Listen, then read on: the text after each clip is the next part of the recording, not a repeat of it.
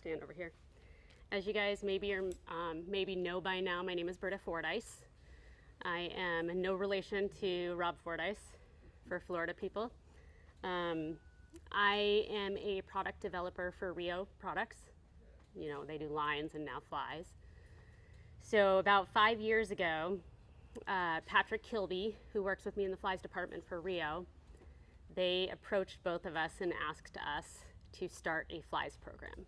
And so the two of us had to together go and design virtually all of Rio's specific signature patterns that we have there.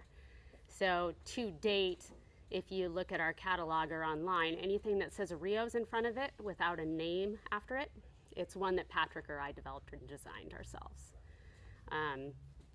Most of the fly companies out there have what they call signature tires, and those are people specific to different locations that are experts in their field. And we didn't have that. So we basically had to do a lot of fishing, it was really rough, and a lot of research and traveling, and to be able to develop patterns for places that we weren't used to. And now we do have some signature designers as well. So in terms of patterns that I develop, my thing is saltwater and bait fish. It's very different saltwater because I guided in Puget Sound up in Washington for many years. You're gonna find that it's all identical bait fish stuff, but it's just gotten smaller. One of the tricks that I have with at least Puget Sound fish, and it would probably work here too, is that our bait fish really come in like 3 different shapes.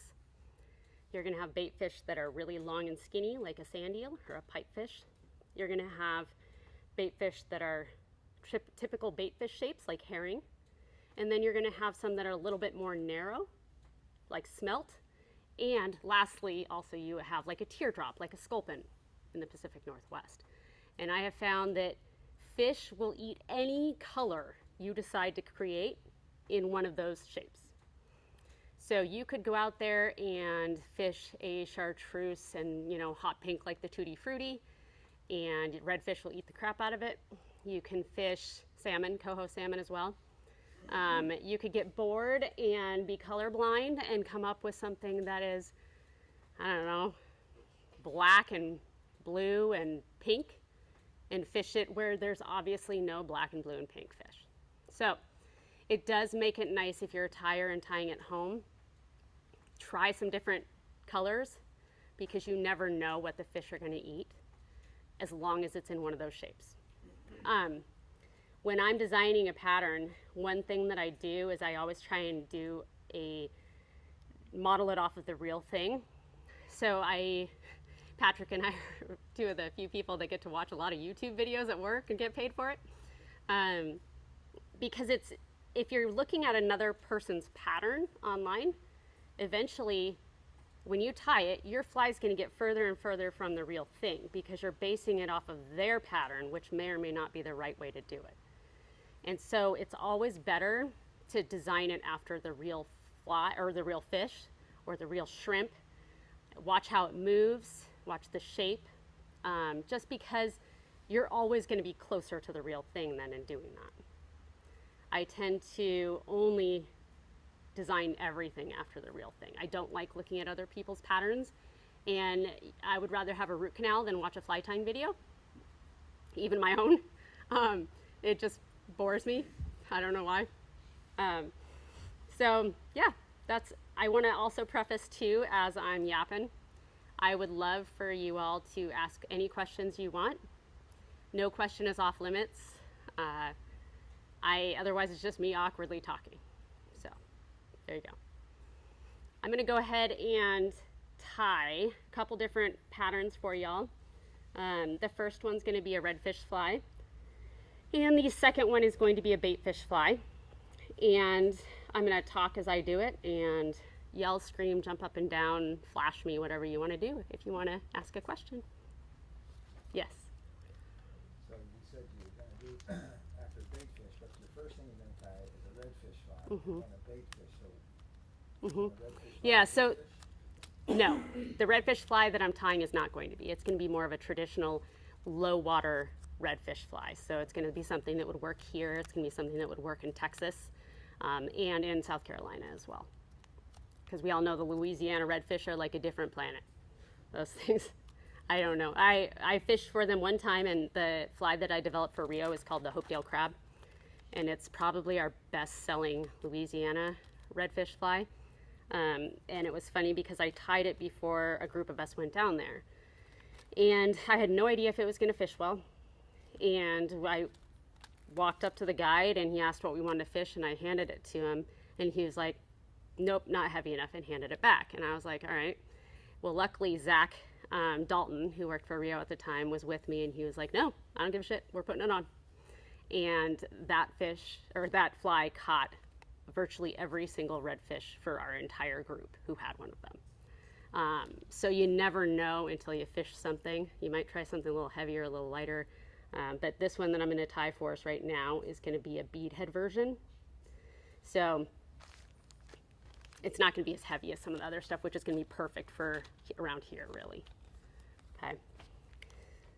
I also do a fly that's one of my favorites because I like to embarrass people by explaining it to them, called the suppository.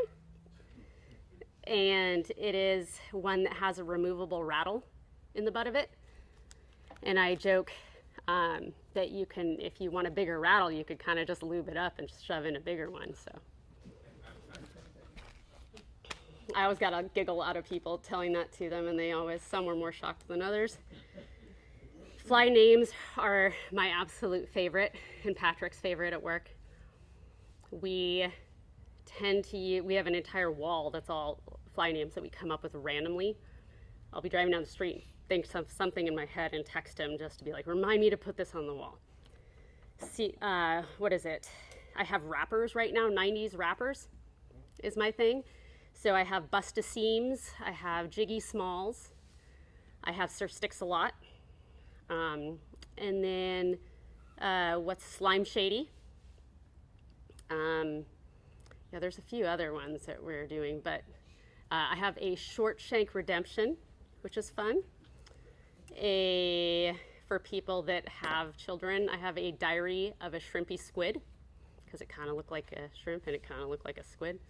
So yeah, naming flies is by far one of my favorite things. And usually one of the best inspirational places if you decide to name your own is to look at racehorses and to look at roller derby.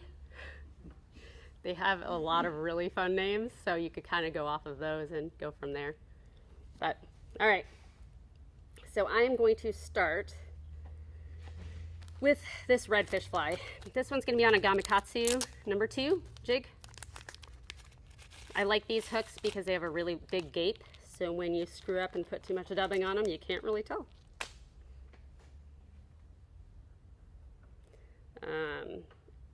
It is nice that they have some really good saltwater jig hooks out there that are in smaller sizes now for tires. Before they used to be a lot bigger, and it was tough to get them smaller sized.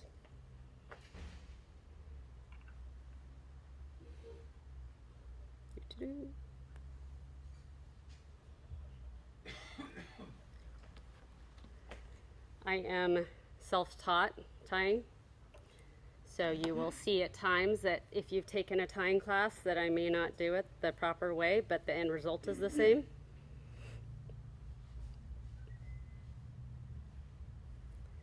I started tying when I was 10, and it has gone downhill since there, obviously.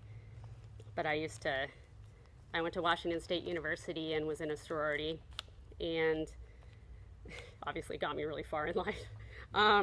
But the girls used to have to Rochambeau to see who wouldn't have to ride with me to go home or places, because I'd veer off the road to run over pheasant and stuff. Sorry, PETA. But, and then I had a bunch of, we had our summer picnic for Rio, and I was wearing a sundress, and somebody told me that there was a dead owl that was recently run over in the middle of the highway in Bainbridge. So I grabbed another person, jumped in my truck, and we went out there, and I stopped traffic both directions in a sundress and picked up a dead owl that had been really run over in a garbage bag, and then ran back across the highway. Well, the funny thing is that we have some of the nicest ladies that work for us in production for Sage at the Sage factory where I am. And the only freezer we had was the one in production. So these poor women that had their freezer lunches in there had to like bypass the dead owl to get to them. So it eventually made it back home to my freezer, but that's the sort of things that I do. My parents were very proud. So I'm going to start with the bead chain eyes. You know what? Do you guys have any wire cutters? That's the only thing I didn't grab.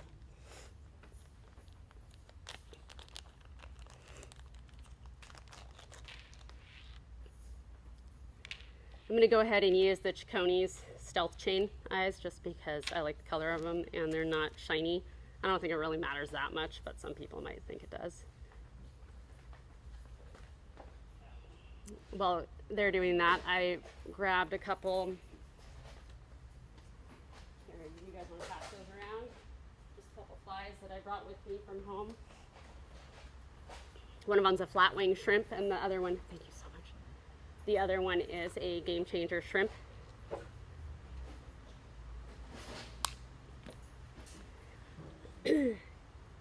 Have any of you guys heard of flatwing flies? Yeah? Okay. Flatwings are a type of tying that I'm a huge fan of because it ties in the feather perpendicular to the hook shank. So it makes it, if you stack feathers and tie them in perpendicular and layer those in between with a couple pieces of Flashabou, as the feathers undulate in the current, it flashes the flash in little bits exactly like a fish does. And if you are out there fishing with your buddy and you have a flatwing that you've tied versus any bait fish on the planet, you will outfish them 2 to 1 every time. Oh yeah, there you go. He's a good tire. So here's like a flatwing as well. It's like the original game changers, and they're amazing. Nothing will move in the water like this. They're awesome. So I started doing them for shrimp and for, originally the prawn was for steelhead. And then I realized that there's like 4 of them left in Washington, so. What is your favorite feather For flatwings? They're hard to get. I would advise never ordering saddles online. You want a rooster saddle. And the best thing you could do is go to one of the consumer fly shows, and Keo is usually there, and buy a bunch of them. It's a lot of money for an investment, but that said, you can also get away with, you could dye them yourself. I do a lot of that at home. It makes my house smell like a butt, but you know, there's worse things. I think that Rit dye is one of my favorites for just mellow bait fishy colors. Rit dye, heat it up, and use some vinegar to put it in a vinegar bath afterwards, and you're pretty much good to go. Just avoid your house for like 2 hours. What size beach is that? It's the large. Sometimes I'll use the small, but on this one, because it doesn't really have a wing, I think it's probably better to have the large. I like Arctic Fox a lot because it has that like perfect taper to it. I don't know if fish care, just to be clear, but I care, so I use it like this. So. All right, so I'm going to basically make it about a 1.5 shank length. We're going to tie it in at the butt end here. Now, one thing that I always do with redfish flies and tarpon flies of any kind when I actually use a tail like this, whether it be craft fur or something else soft, is post it.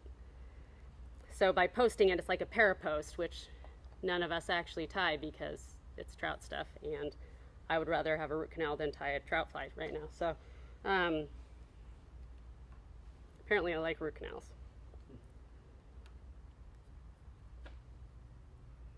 So by doing this, it's going to keep it basically from, this bobbin's spinning on me, it's going to keep it from fouling. I mean, it'll still foul if you do a messed up enough cast, which I generally do sometimes. All right, so next, how many of you tie and use EP brushes? The Puglisi brushes, fly brushes? Okay, well, I don't like buying them. Yeah. So what I'm going to do is I'm actually going to create my own with some of the Senyo's Shaggy Dub, that stuff. It's basically microscopic little rubber legs that are all chopped up, and some of the Senyo's Laser Dub. And you need a dubbing that's got longer pieces in it. And then I hand stack it like this so that it's all the same length. Now I'm going to lay it out. Throw in some of these cute little legs.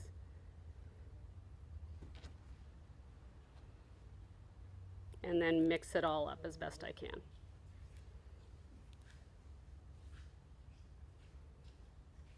I like doing this because you save yourself 15 bucks at least, and because it looks just as good. You could do this with any of them really. You don't need the rubber leggy dub, but it just, if you're good at furling stuff or doing a dubbing loop, you're gonna have no issue doing this, and it makes life a lot easier. I'm also gonna throw a couple legs on it just to make it look better. I like doing legs at the back end because it prevents them from fouling as much. These are the marsh legs.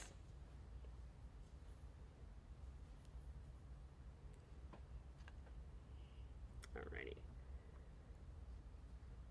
So I'm going to take that folded around my thread.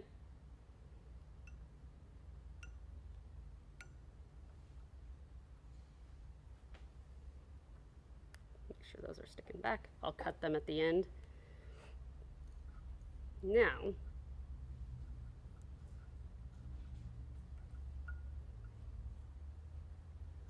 this bobbin is so loose, it keeps like pulling back on me. That lube was real good.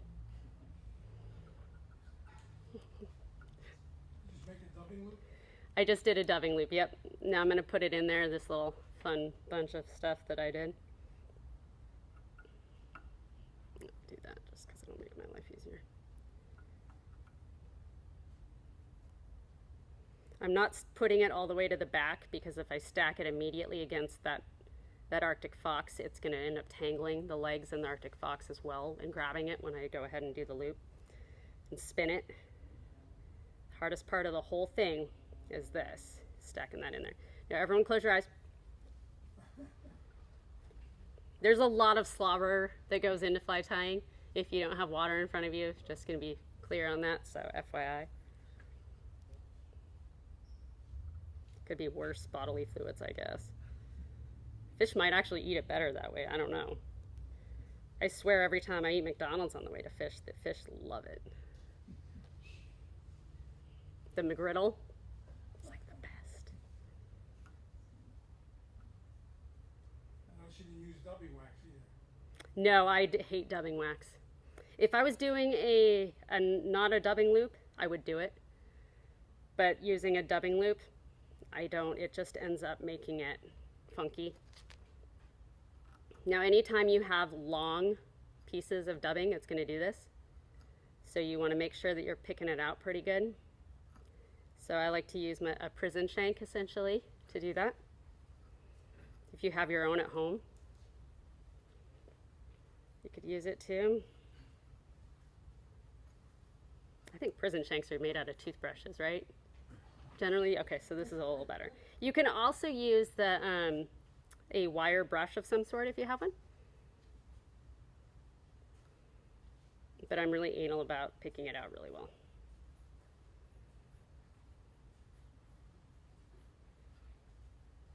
So for those of you that regularly come to tie night, we just purchased a bunch of dubbing loop twisters, so we're gonna start messing around with some of this stuff. Fun. So you'll get a little bit of hands-on experience starting next month. Like Brita was saying, you can save some money, but it's a whole other skill that will open up some other options for you tying. So it's definitely worth messing around with. Well, in dubbing loops, once I started learning and using dubbing loops, I have never gone back to regular twist on dubbing. Granted, again, I don't tie a bunch of tiny stuff. That is Patrick's situation, and I love him to deal with that. But that said, it's worth its weight in gold to be really good with a dubbing loop. Okay, so now what I've done is I've sort of pulled it all back, so I'm going to end up palmering it almost like I would and pretend it's a feather. Okay, so I'm going to do this, and I have to go backwards a little bit just because I started it so far forward.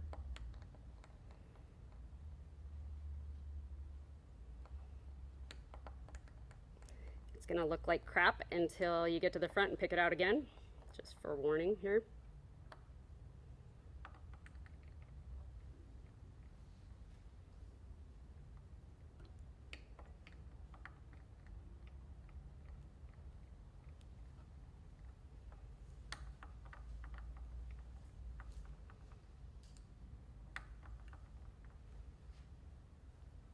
And then once we get up front, I'm going to do a dubbing loop again with a little bit of Arctic Fox to give it just a little bit more of a color differentiation and to also bulk up the collar a little bit. Now, do as I say, not as I do. If you see me picking it out with scissors, tell me that, or remind yourself you're not going to do that, because you're going to end up cutting your thread and being annoyed, which I still do a lot of times just for reference. But I'm trying not to, because I'm trying not to swear in this. I'm going to be on my best behavior.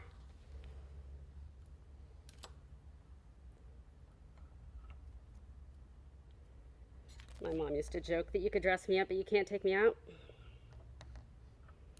It's one of those situations.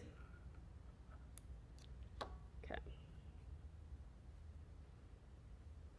All right, so now we've got that guy like that. I'm going to just do a touch of the brown on the front, and then we're good to go. Are you using tail? Yeah. Just for general information, body hair and tail hair, really different material. It is, very much so. The body hair tends to be a lot shorter and doesn't have like the guard hairs that are as long. Well, it's softer and Yeah. Is that the same material you put on the tail? Yep. Yep. My main thing with tying too is that if I wasn't either working in a fly shop or doing what I do now, it's one of the most expensive, next to fishing in general and maybe golf, sports or things you could get into. So whatever you could do to make the most out of the materials that you have is always best. One of the cheapest materials on the planet is dubbing. So I try and use dubbing instead of brushes for everything. And the other thing is going to be just reusing the same stuff in different patterns and the same patterns as you can.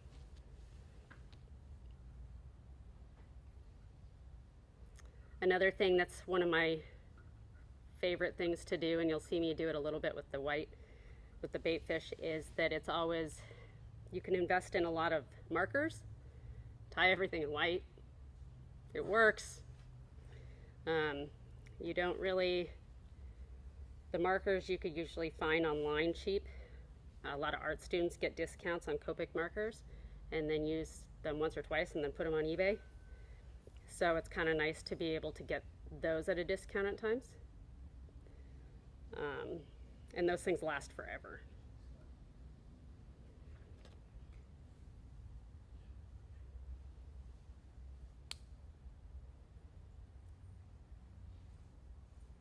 This little dub and whirler is pretty fun. It goes so fast though, I found that I've overdone it too at times. That's not a good idea.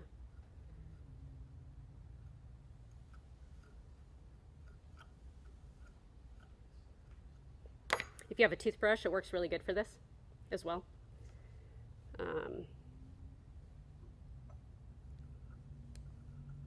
One thing I love about redfish flies is that the sloppier they are, the better the fish like them.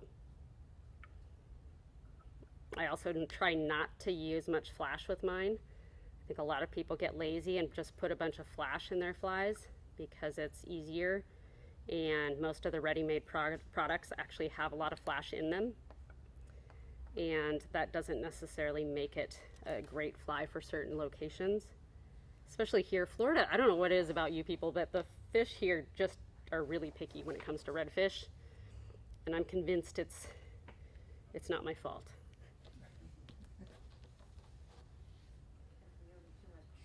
Yeah. Oh yeah.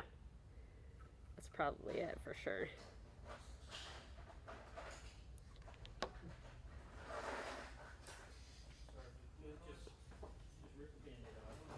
Alrighty.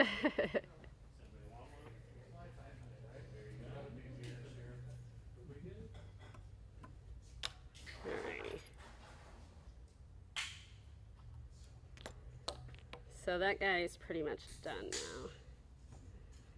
What I'm going to do is trim the legs. So while you're trimming that, Brita, Yeah. maybe I missed it at the beginning. Why'd you pick that jig style hook? With any particular reason, or?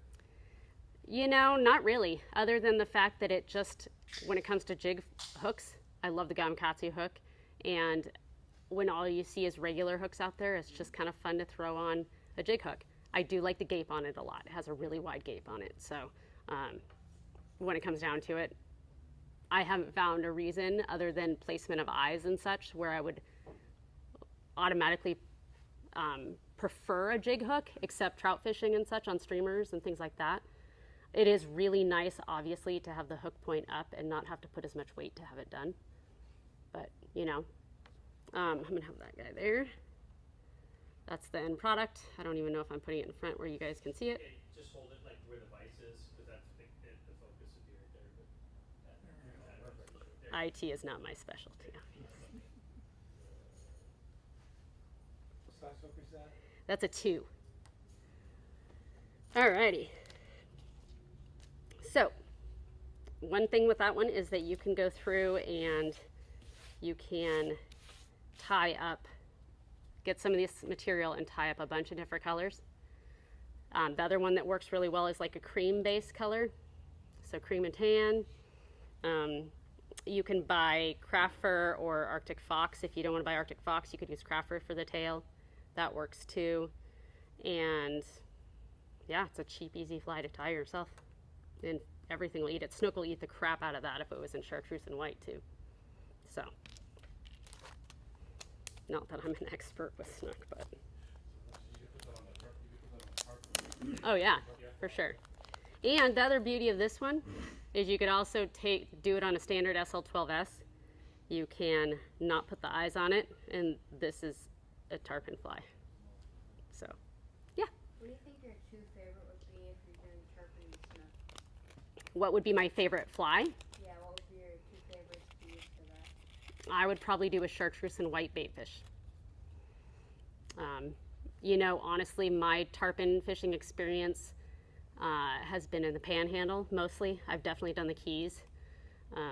Panhandle is something that I have a fair amount of experience doing. I like it because you can see them coming from a mile away and screw up 25 casts before they get to you.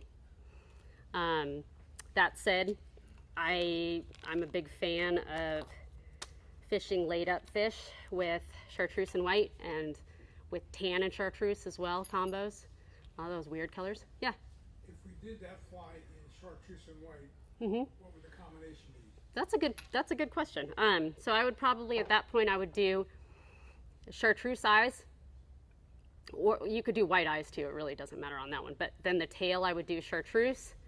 I would do a chartreuse barred rubber legs of some sort, white white leg or white body, and then I would do a little bit of the chartreuse at the front of it again. Yeah. I was thinking, yeah, chartreuse, white, chartreuse. Similar to trout fishing and everything on the planet eats a pink worm. The equivalent to that in saltwater, obviously, as everyone probably knows, is a white baitfish.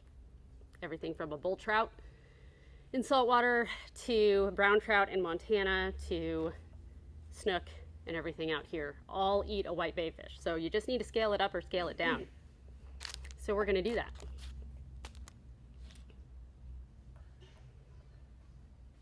This is on a Gamakatsu SL12S in a 2/0.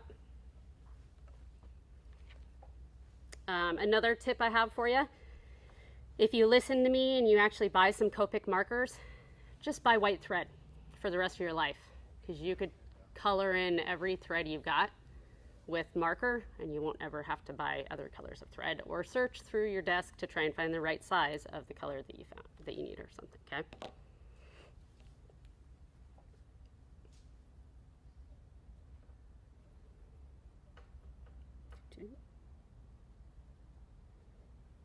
I hate wrapping shanks. I hate it. Gets old after a while. What's funny is that I am so ADHD that every single time I'm tying, no fail, I sit there and I'm like, oh, look, it's a squirrel outside, and I just keep wrapping.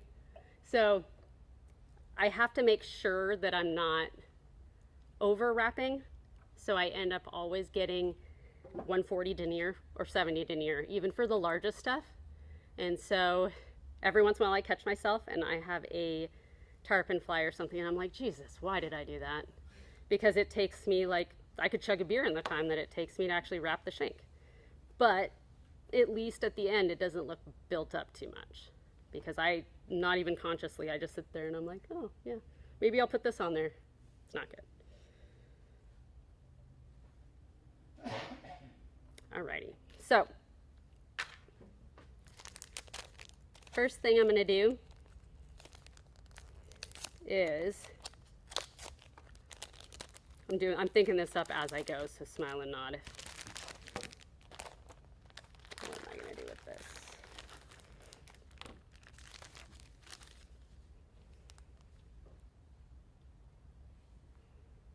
I'm gonna wrap forward to about there, so ignore the fact that I wrapped the rest of the shank.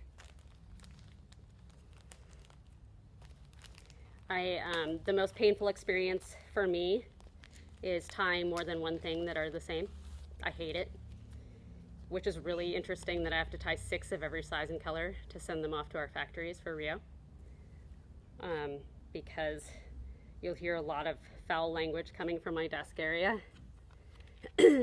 But every single time I tie it with the intention to do all identical, and then I look and I'm like, every one of them is slightly different, because midway through I was like, oh look, I could do that. Oh look, a chicken, you know?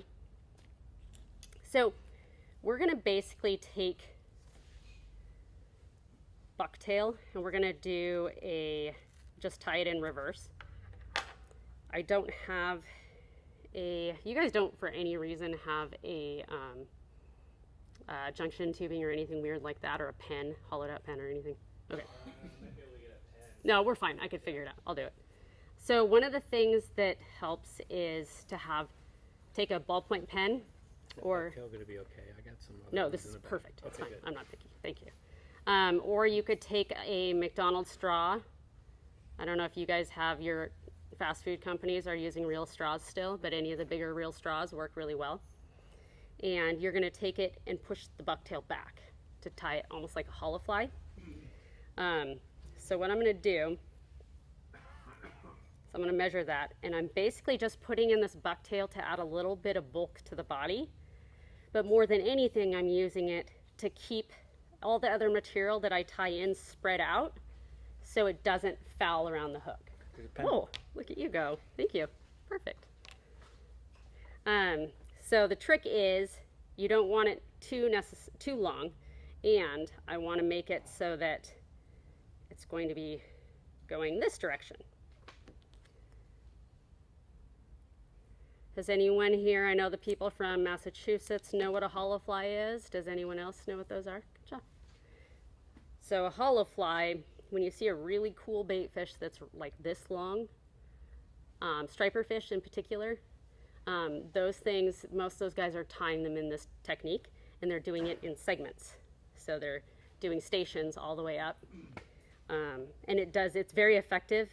It looks good, and it makes the fly move really well and adds bulk and body without necessarily adding too much bulk.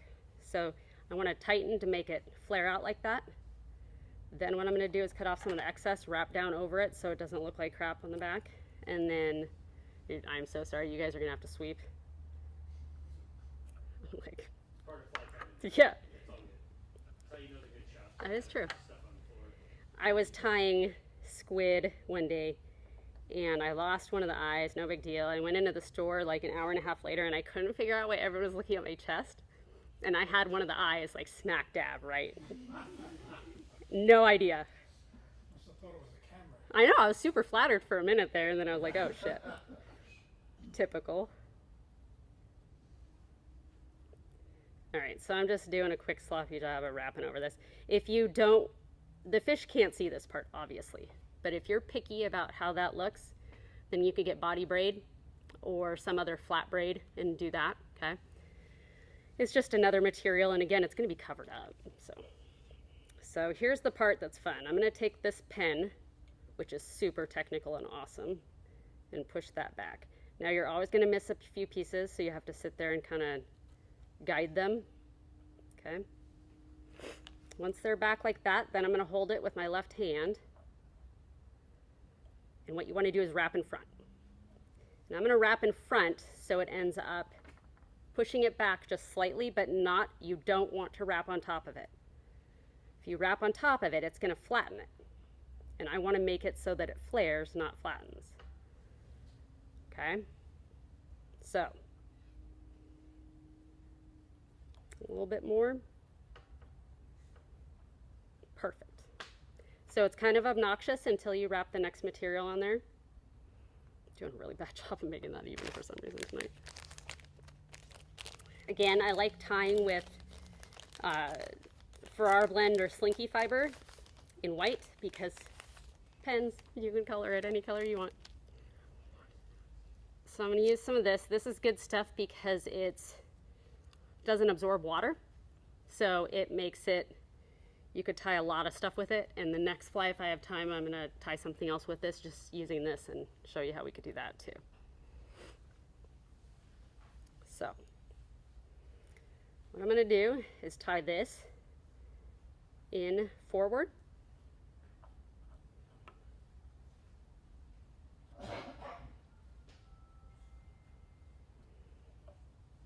And then I'm going to take it and I'm going to push it back. I'm going to take my knife or my scissors and do that. Forgive me for sniffling. My allergies are not liking it here for some reason. And this is, I am going to tie down a little bit on top of it. See how it chills out that bucktail a lot?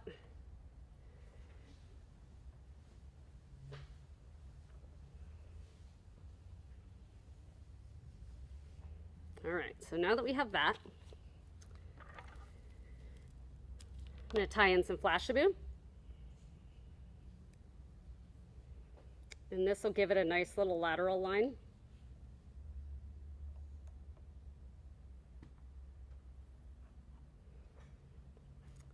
Now, one of my favorite things to do with a white fly, since white is kind of boring on its own, is to add in a little bit of red and hide it slightly.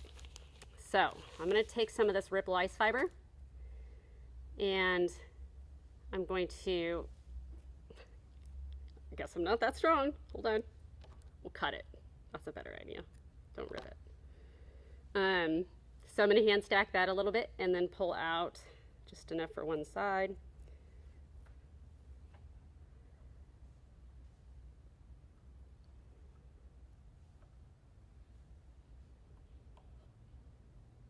do that.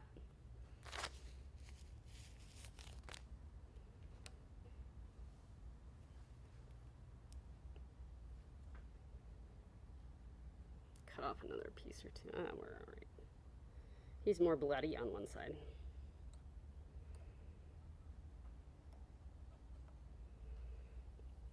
Okay, so now that that's like that, what I'm going to do is take some white Arctic fox and do a little bit of a throat and a little bit of a head on it. And this is tail as well. The reason I like this is because it adds a slight amount of bulk to the front of it to maintain that bait fishy profile, and it looks really good over the red.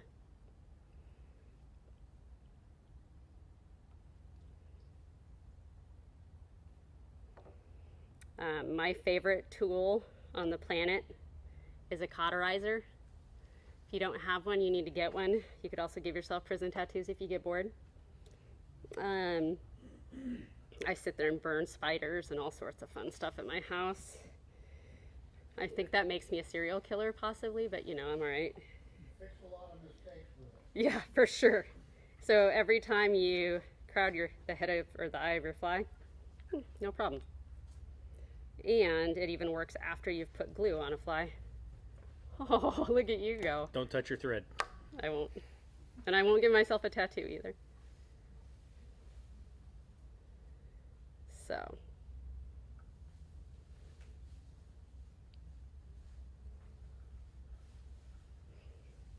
It does smell really gross when you use it, because you're obviously burning all sorts of stuff. The other thing I found it works really well for is hide, and for it works fantastic for flexo material if you tie flexo crabs.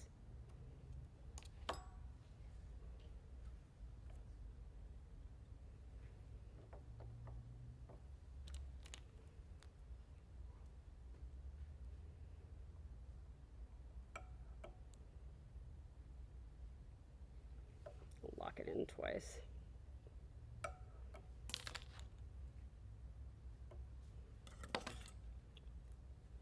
Okay.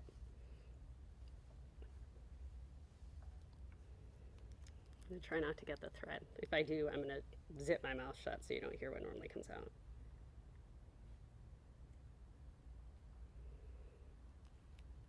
These are so fun.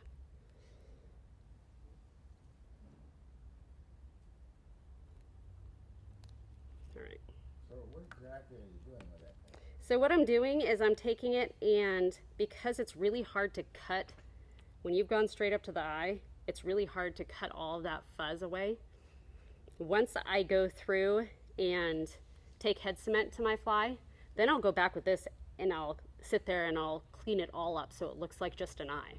But right now you're gonna see little fuzzy stuff that's in there. And that's just because there's no scissors that are good enough to actually get all of that. And I'm okay with that until I don't know, as long as I can get mono through, that's all that really matters, really.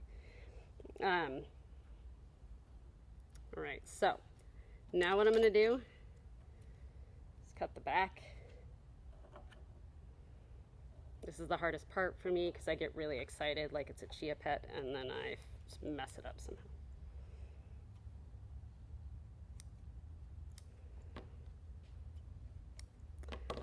And lastly, we're gonna put some eyes on this guy. I'm gonna use the Flymen living eyes. These are kind of the ones I use for everything. And will you grab the light, please?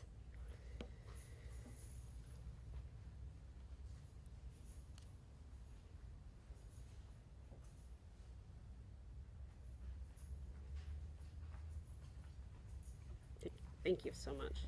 Oh, my hands are sticky.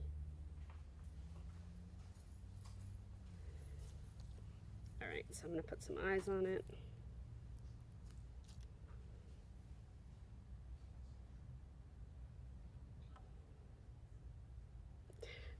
I killed some time at the beach today for a few minutes, in my hands like are like, I don't know why they're still sticky from the salt. It makes no sense because I know I've washed them in between.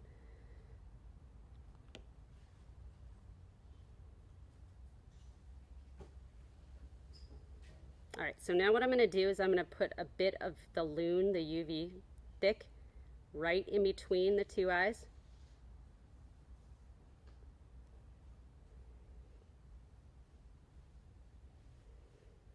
Sounds like the this one says it's UV thick, but it's the smoke color. Did you know that? Because I took the tip of it off. Oh, that's why. That's hilarious. I cleaned it up. I was like, am I losing my mind? It's custom made. It is. Yeah, the fish will like it more, It's custom made. for sure. I thought Doesn't- squeeze it all out of there. It doesn't faze me. You can't see it on the camera. The fish won't care.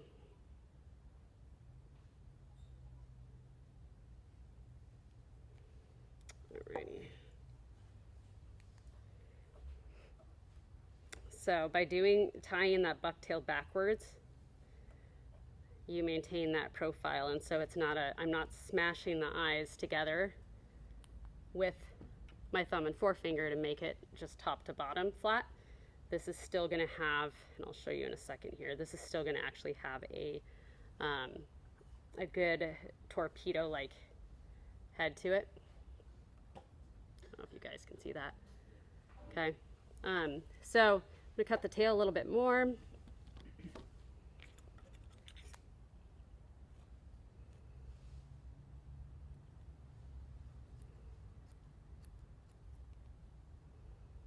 Try not to get carried away because it's so fun to cut stuff. All right, you could probably get it cut a little bit more. Damn it. When you design this fly and you send it to Fly Tires to mass produce, Yeah. you send the video on how you did it, or do they have to figure out how you did it and reproduce it? No, I've found that if I just send them the fly with nothing else, that they have a really hard time. So I don't do that anymore. We send them 6 of every size and every color of each fly. And then after that, we also send them a recipe, step-by-step instructions and step-by-step pictures. And we basically think in our heads, if I'm trying to tell my grandma, who's long dead, so she wouldn't be able to do it at all. But if I'm trying to get my grandma to actually tie this fly, how would I describe it? Because these people that are tying them, we have amazing people that work at our factories, but they don't fish.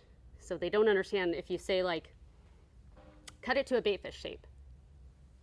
They're like a tamale, like a, I don't know. However, they have no idea what that means. They have no clue. So you have to actually go in there and like remedially explain how you want to do it. One of the things that I found that screwed me over on one of them was we had a tarpon fly, and you have to give proportions really well. So I said that you want to have the hide length 2 times the length of the hook shank. Makes total sense. Then we got about probably 500 boxes that all had rabbit fur that was like this long, okay? And I was like, where did I go wrong on this? Well, it turns out the hide length is not the same as the rabbit length. Some rabbit have really long fur and some have really short fur. And apparently the ones they had were really short. And so hide length was great, but the fur length was very less than desirable. And it made it so that those 500 boxes got to sit by my desk for about 4 years until we finally threw them away. So Rio loved that. Making him money. You gotta do what you gotta do. I wasn't gonna send them out to people, you know? If you get really bored, the other thing you could do, and I'm gonna do this with this color just for fun, but one thing you can do is you can mark it or bar it, right? Because all flies look more fun if they have stripes on them.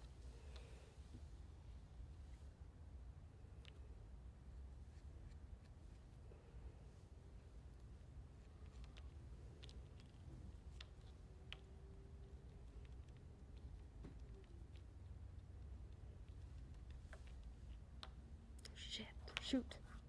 Dude, It's fine. I screwed that up. It's got, That's why it's there. I should sign it. No, there you go. I'm just kidding. I have no idea. That's yours. We have a lot of those back. Yes. Okay. So they started one of the times that we had to rearrange or move our desks at work. They started to move tell us that Patrick and I that we had to. They didn't want to move the desks themselves, so just go ahead and move our stuff. And we looked at them and we started to do it, and they looked at all this just nastiness. There was glue bits and stuff all over, and they're like, "Yeah, no, actually, we're going to move the desks too." And I'm like, "Yeah, probably a good idea." All right, so that guy is done now.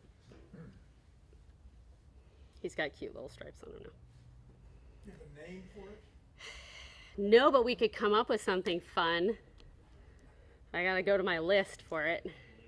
Yeah. Yeah. All right, I'm gonna tie a little. Bait fish? Yeah, there you go. I'm gonna tie something that I think every single person on the planet should know how to tie, especially people that live around here. And it will literally be the only fly you need to tie, okay? You can use slinky fiber for it, you can use Farrar blend for it, you can use other brands for it, whatever you want, okay? You want something, whatever material you use, you want to make sure that it's going to not absorb water and create bulk without having to use a bunch of bulk, right? So you want profile. I'm going to use on this one, yeah, I'll use white thread. Now, one thing I'm going to do with this guy is only tie it at the back. Now, when I tie the whole fly at the back of the hook like this, it creates a bait fish that's foul free. Because unless you cast the most messed up cast on the planet, which I mean I can find a way to do sometimes, you know, it's never going to be able to wrap around itself ever. So this is a great one. The fish can still hook up on it as long as you place the eyes well, and it's just a great fly. Again, just by white, you could color all of this. All right. So I tie in one section that's going to be a little bit of the tail. I'm going to do less than that actually.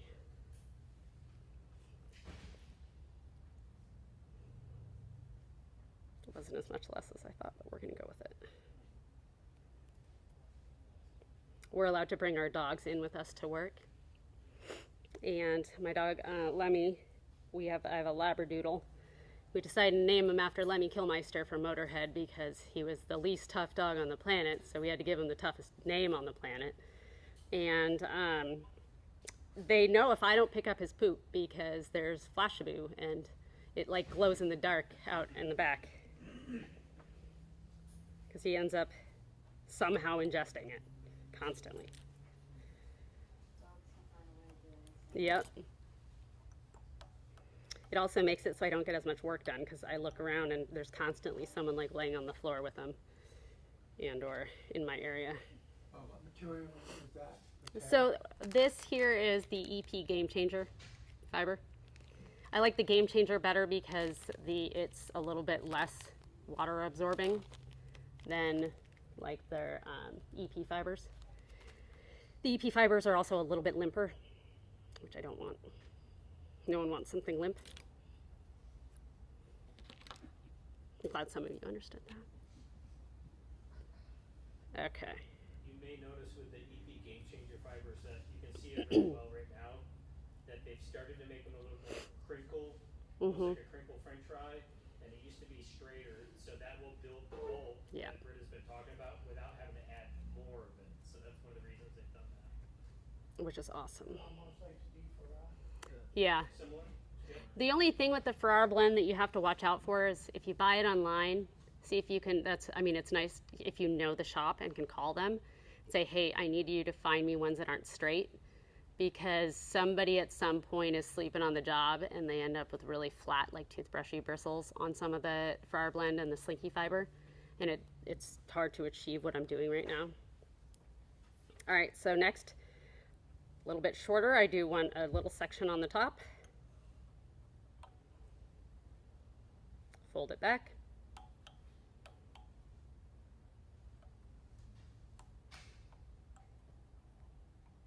It's going to stay like that, don't worry. Once we put our eyes on here, it's going to fold back over itself.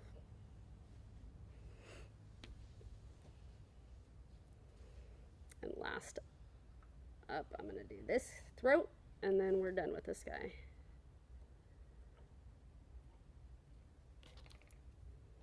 For now.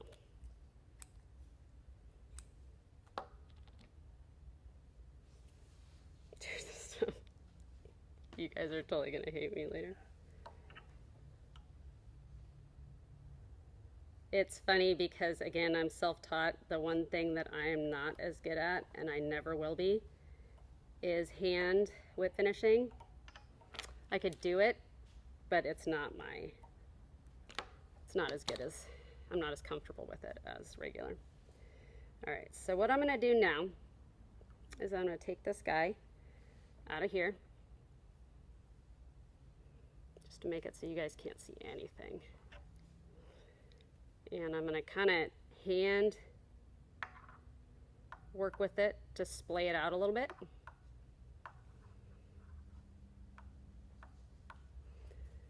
Then I'm going to add some eyes to it. It's going to be hard to see because I have to hold it in my hand for a second so that it actually doesn't move on me.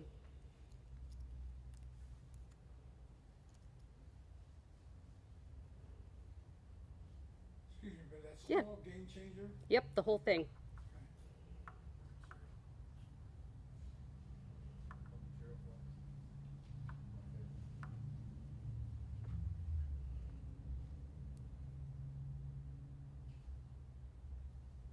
Putting just a touch of this on there just to keep that eye from moving on me.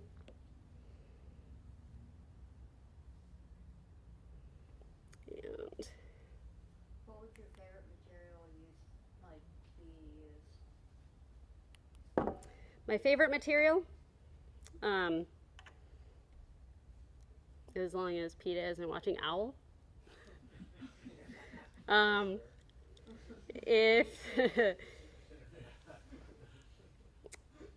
if you're not talking about stuff that you can't obtain legally or in fly shops, then I'm gonna say I really do like working with the Just Add Water products. So like Slinky Fiber and stuff like that. I think it definitely works really well, and it also just the amount of stuff you could do with it is insane.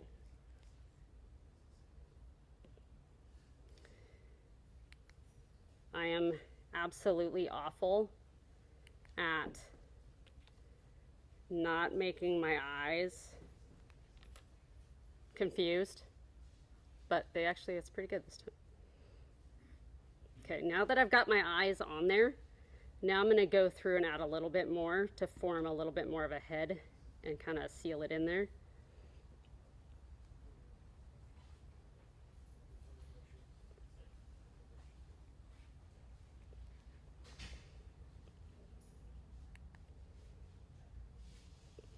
You'll notice that I've purposely taken it and made sure that the material is facing a little bit up, like that, okay?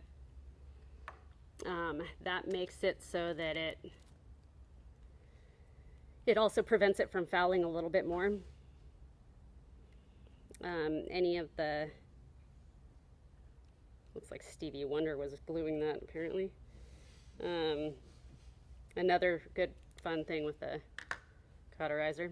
Now I'm going to go ahead and put it back in the vise so that I could do a job that doesn't look like Stevie Wonder cut it.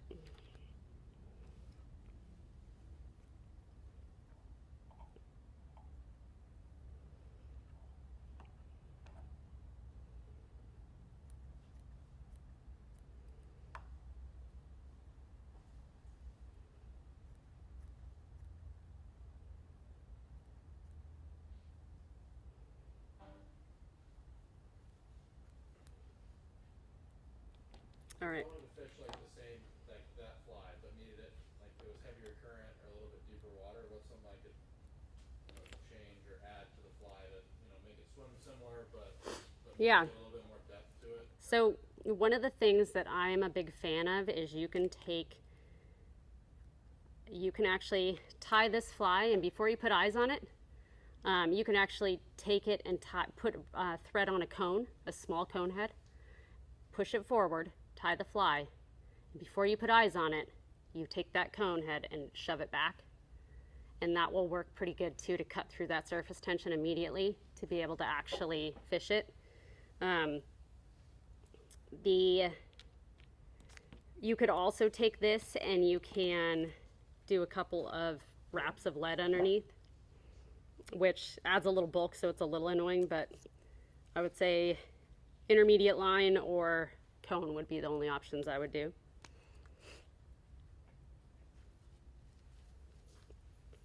And I'm going to color it up just to ruin this some more, because go big or go home, right?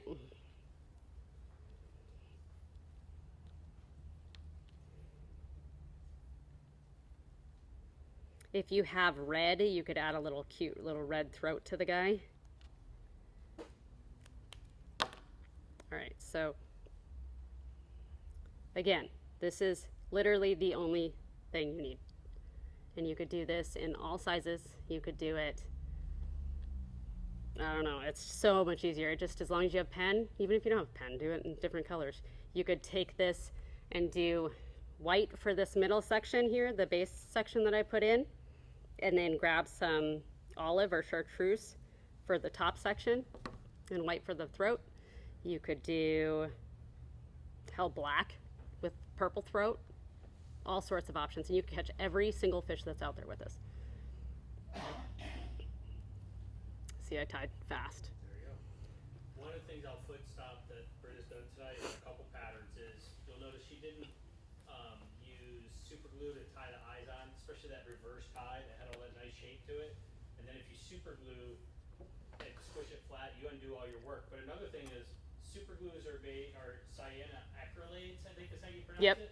But they rehydrate once water's been added. Maybe not to the point that the eyes fall off, but they do weaken. So Yeah. by adding a thin layer of resin over top of the eyes and around it, you make a little mask around it. Now it's one big unit, holds the shape of your fly, and it pushes water, which the fish are going to pick up with Yeah. the lateral line. So it does there's a lot of goodness there, but putting the eyes really forward Yeah. and making a mask. So I just wanted to kind of I appreciate that. And I always put like some hard as nails or something, Sally Hansen, on top of this when I use UV products. The other, and more than anything, so if you use a UV product, you'll notice that it feels kind of tacky a little bit. And it's fine, but it ends up, what it is it's a polymer that's left on there basically to adhere to another layer. And so if you don't use something that's like clear head cement on top of it, it's going to grab random crap in the water, and it's going to end up, the eyes are going to end up falling off eventually. So this is not the final end all. I'm going to go in there and I'm going to actually take Hardest Hole or something like that and put it on there or the Loon water-based one. What are your thoughts on clear coat? Like Clear coat? Like for like nail polish stuff? Oh yeah, you could totally use any of that stuff. That works great. I know there's a lot of really good gel nail polish stuff out there now that is UV setting, so you can really go to town with some of that stuff.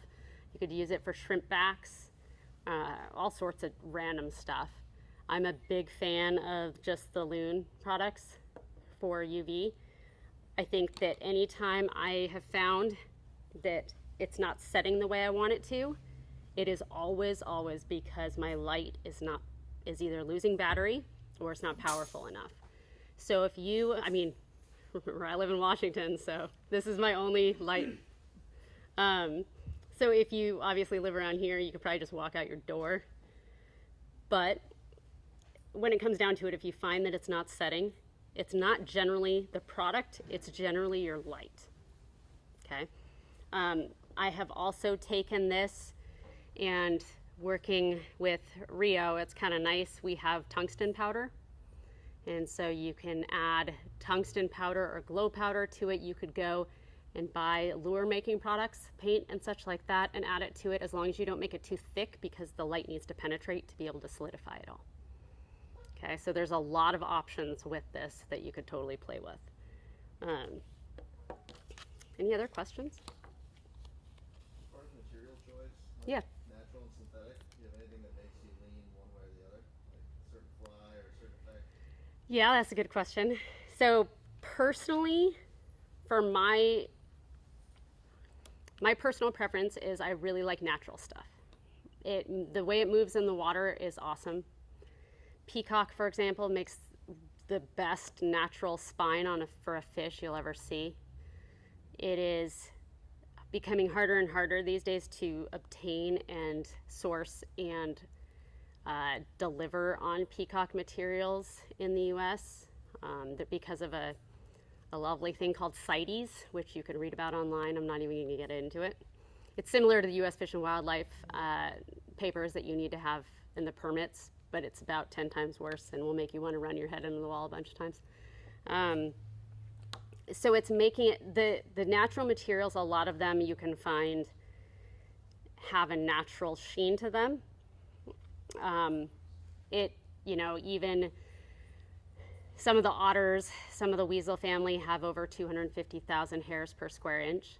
So it gives you a lot of material to work with. And for dubbing, for example, for trout stuff, it's really nice because you get all that under fur. Things like people used to use, like polar bear, had the most natural translucency to it and shine to it.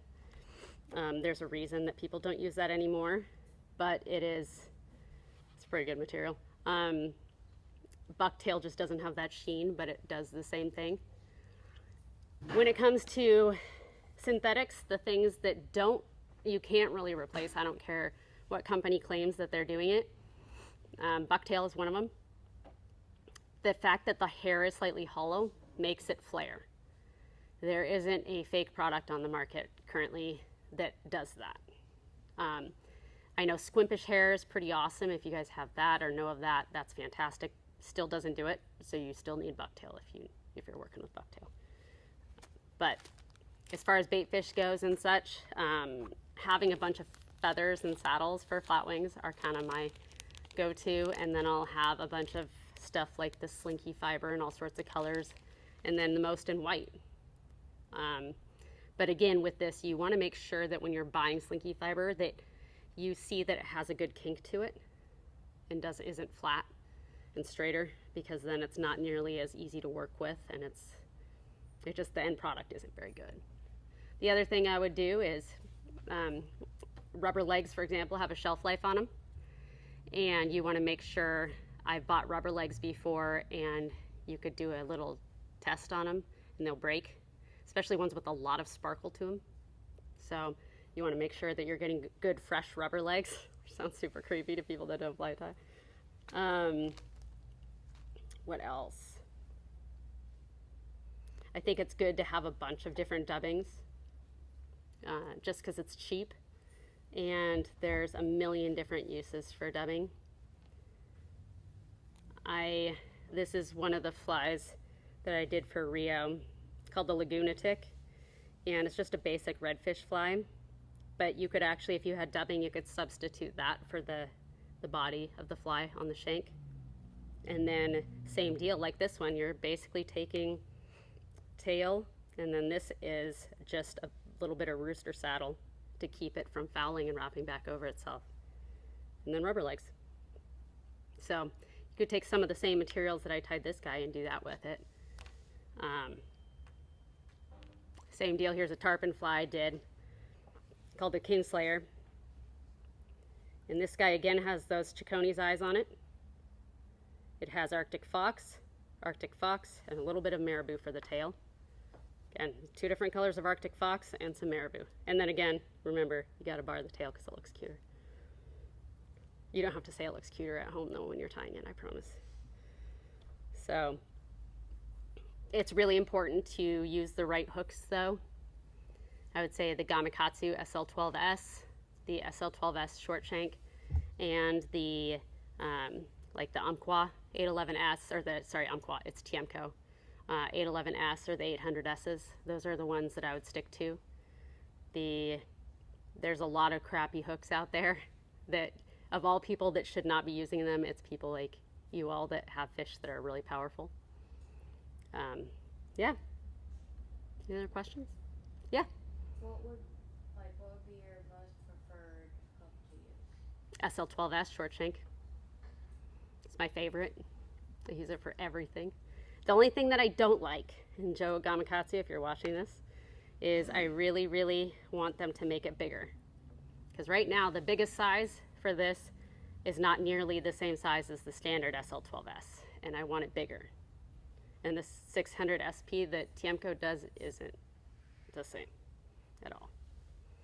I would also like somebody on the planet to somehow find a way to make hook sizes somewhat universal so that you don't buy a bass hook that's a size 2 and have it be that big and have normal 2s be that big, because that would help consumers as well online when they're buying stuff and like, what the hell just showed up in the mail?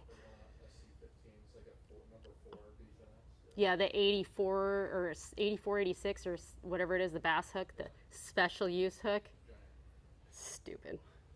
I thought more hooks, and they're Sorry. really not what I wanted. Exactly. So Mhm. I recently on a podcast, this came up. It was a hook manufacturer was talking about this, and the person doing the podcast, rightfully so, said, "Hey, how does it work? A size 2, whatever." And so this company was a smaller startup company, and they have another company that actually makes their hooks for them. Yeah. And they said literally someone will pick up a hook and go, "Well, that looks like a 2." Mm-hmm. And so that becomes a 2 for that hook. It Yeah. could be an 8 in another, and it's just Yeah. the art of making hooks.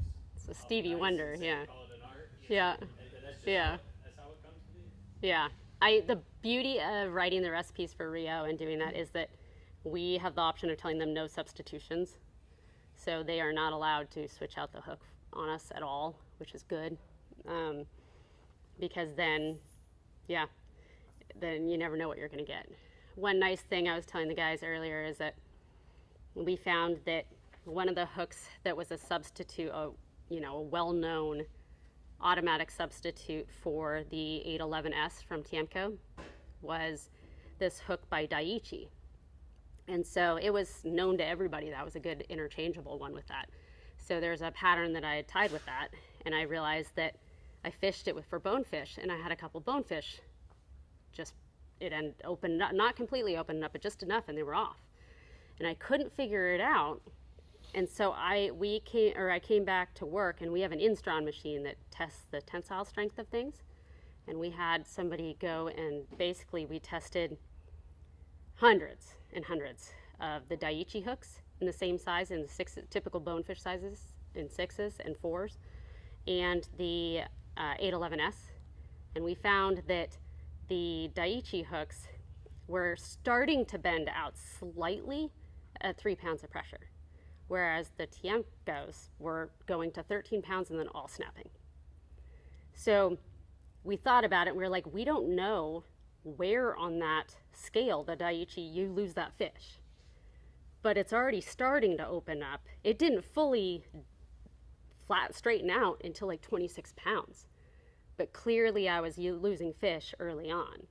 And so I realized that we're going to switch all of the saltwater bonefish hooks over no matter what and make sure they are all done on the 811Ss, because I'd rather have a guaranteed break it off situation than Are anything. there any thoughts on steel versus stainless steel?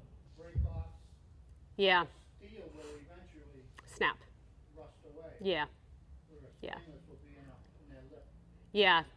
There's, yes, there's thoughts, but in reality, there's not enough hook options to really test the theories, right?